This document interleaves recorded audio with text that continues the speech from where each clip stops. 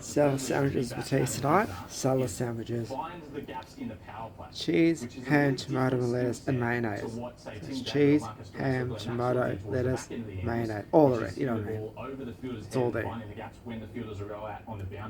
They have this established top seven that they've had for quite some years in T20 cricket, and they went back to it. Through injury, they didn't have the players available for the first Fox Sports News on KO Sport. And the way they went back to it by not selecting Smith, and they also dropped Matthew Renshaw.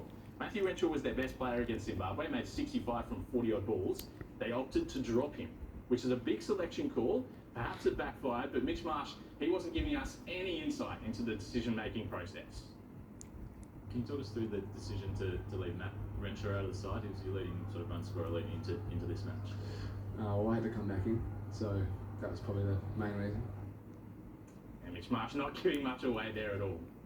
Well, the T20 World Cup is one of the most prestigious tournaments in the world, as we know, but is there perhaps not the outrage we might expect from Australia fans at their performance? Yeah, I don't think so. And I think if I summed up the mood of Australian sports fans, it would be perhaps a mild disgruntlement mixed with a touch of apathy.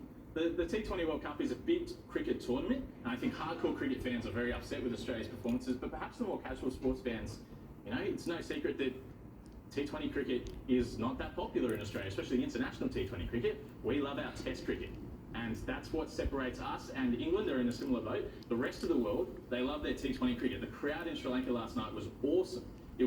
And it's a crowd that you don't get there for test cricket. Whereas we have big crowds for test cricket, and international T20 is not so important. You couple that with the fact that this is on the middle of the night, overseas, on a streaming service that's not a traditional home for a lot of sports in Australia.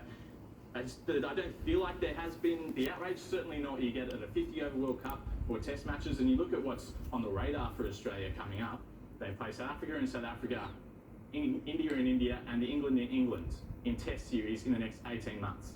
I think if you ask most Australian sports fans, what would you rather Australia focus their energies on? They would say all three of those series, and they perhaps could have risked Pat Cummins for this tournament. I think most Australian sports fans would say save him for the Red Bull. Oh, Justin Edwards, thanks so much for joining us. Women's Sports Update, brought to you by Steel Blue Boots, established in comfort. The all-rounder Georgia Wareham is confident Sunday's batting collapse against India isn't a cause for concern. Okay then. Playing the opening T20 That's all for now.